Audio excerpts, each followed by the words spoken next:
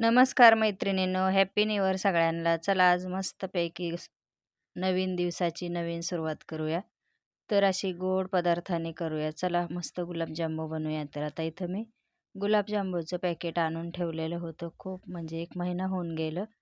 तर म्हटलं चला आता आज बनवू, उद्या बनवू चाललं होतं असंच. तर आज म्हणलं फायनली बनवूया. चांगली सुरुवात पण आहे, पहिला दिवस पण आहे वर्षाचा नवीन.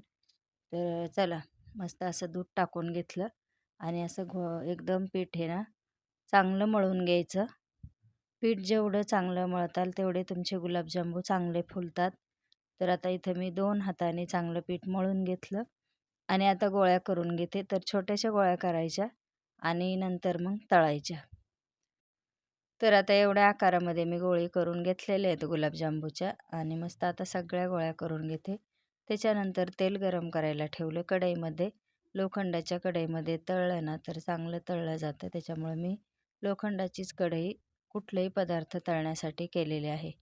तर आता इथं सगळे गुलाबजामुन मी चांगले तळून घेते आणि गॅस एकदम बारीक ठेवायचा नाही तर करपू शकतं. त्याच्यामुळं गुलाबजामुन तळताना थोडासा गॅस एकदम बारीकच ठेवायचा आणि तेल चांगलं खालीवर करत करत गुलाबजामुन तळून घेते.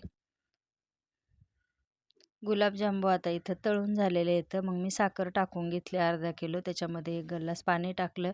4-5 विलायच्या अशा कुटून टाकलेल्या आहेत आणि मस्त असे पाण्यामध्ये सोडून देते. नंतर मग आता पाक तयार करून घेते. पाक होतच आलेला आहे. तर चला मग आता आपण तळलेले गुलाबजामुन पाकामध्ये टाकून घेऊया. मस्त गुलाबजामुन होतात. चला मग चॅनलला सबस्क्राईब केलं नसेल तर करून घ्या. लाईकसुद्धा करा. चला मस्त गुलाबजामुन तयार झालेले आहेत. या तुम्हीसुद्धा खायला.